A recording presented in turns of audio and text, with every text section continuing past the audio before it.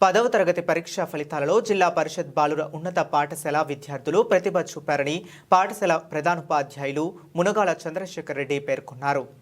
మార్చి నెలలో జరిగిన 10వ తరగతి పబ్లిక్ పరీక్షలలో ప్రకాశం జిల్లా మార్కాపురం పట్టణంలోని జిల్లా పరిషత్ బాలుర ఉన్నత పాఠశాల నుండి 254 మంది విద్యార్థులు పరీక్షలకు హాజరు కాగా అందులో 222 మంది విద్యార్థులు ఉత్తీర్ణత పొంది 87%తో అగ్రస్థానంలో నిలిచారు.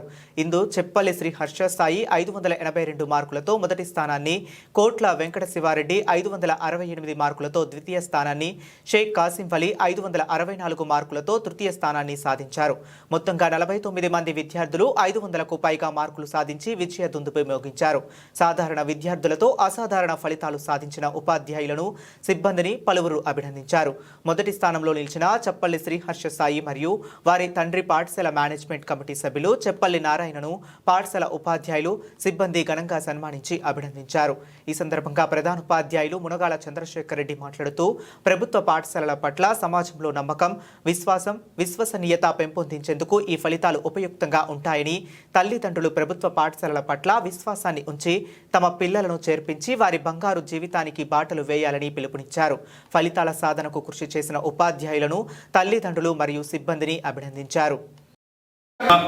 108 వసంతాల సుదీర్ఘ ఘన చరిత్ర కలిగినటువంటి ఈ విద్యా నిలయంలో 2025 మార్చి మాసంలో 254 మంది విద్యార్థులు పరీక్షకు హాజరు కాగా వారిలో 222 మంది విద్యార్థులు ఉత్తీర్ణత సాధించి 87%తో పాఠశాల విజయవంతమైనటువంటి ఫలితాలను నమోదు చేసింది. ఈ పాఠశాలలో చదువుతున్నటువంటి చెప్పల్లి సాయి హర్ష సాయి 582 మార్కులతో మొదటి స్థానంలోను, కోట్ల వెంకట శివారెడ్డి 568 మార్కులతో రెండవ స్థానంలోను, ఎస్కే కాసిం అలీ 564 మార్కులతో మూడవ స్థానంలో నిలవడం జరిగింది. 49 మంది విద్యార్థులు 500 పైబడి మార్కులు సాధించి విజయవంతమైనటువంటి మార్కుల నమోదును చేసి విజయడుమి మోగించారు.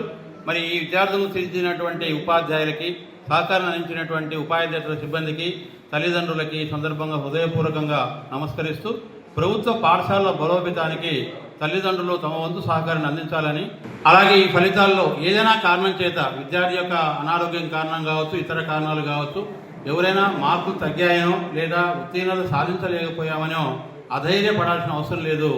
ఈనాటి ఈ అపజయం రేపటి భవితకు మంచి విజయం అనేటువంటి విషయాన్ని జ్ఞాపకం ఉంచుకోవాలి.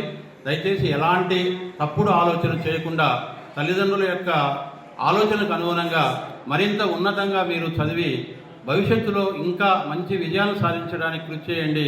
మార్కులు తక్కువ అయినంత మాత్రాన లేదా అపజయం అందింది అన్నటువంటి మాత్రాన మీరు ఎలాంటి తప్పుడు ఆలోచన చేయకండి, ధైర్యాన్ని కోల్పోకండి, మంచి ఆత్మవిశ్వాసంతో ముందుకు సాగాలని విద్యార్థులకు కోరుకుంటూ, అలాగే విద్యార్థులకు పక్క వారితో పోల్చి తల్లిదండ్రులు కొంతమంది మా విద్యార్థికి, మా పిల్లవాడికి మరి పక్కన ఉన్న పిల్లవాడు ఎక్కువ మార్కులు వచ్చాయి, నీకు తగ్గినాయి అన్నటువంటి ఒక పోలికతో కొంతమంది ఈరోజు పిల్లల్ని కొద్దిగా మందలించేటువంటి పని కూడా చేస్తుంటారు.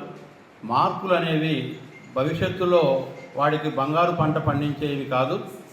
కేవలం వాడిలో ఉన్నటువంటి విద్యా విలువలు, మీ పెంపకము, మీరు వాళ్ళ పట్ల చూపించేటువంటి ప్రేమ, అభిమానాలు, ఉపాధ్యాయులు చూపిస్తున్నటువంటి ప్రత్యేక శ్రద్ధ, ఇవి మాత్రమే ఉన్నతమైనటువంటి భవిష్యత్తును అందిస్తాయి.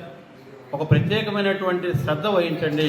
ఒకవేళ పక్క వాళ్ళకంటే తక్కువ మార్కులు వచ్చాయని మీరు భావించినట్లయితే అంతకు మించి ఇతరులతో పోల్చి మీ పిల్లల యొక్క మానసిక స్థైర్యాన్ని దెబ్బతీసేటటువంటి ఏ రకమైనటువంటి మాటలు మీ నుంచి రాకుండా ఉండాలని కూడా తల్లిదండ్రులు విజ్ఞప్తి చేస్తున్నారు.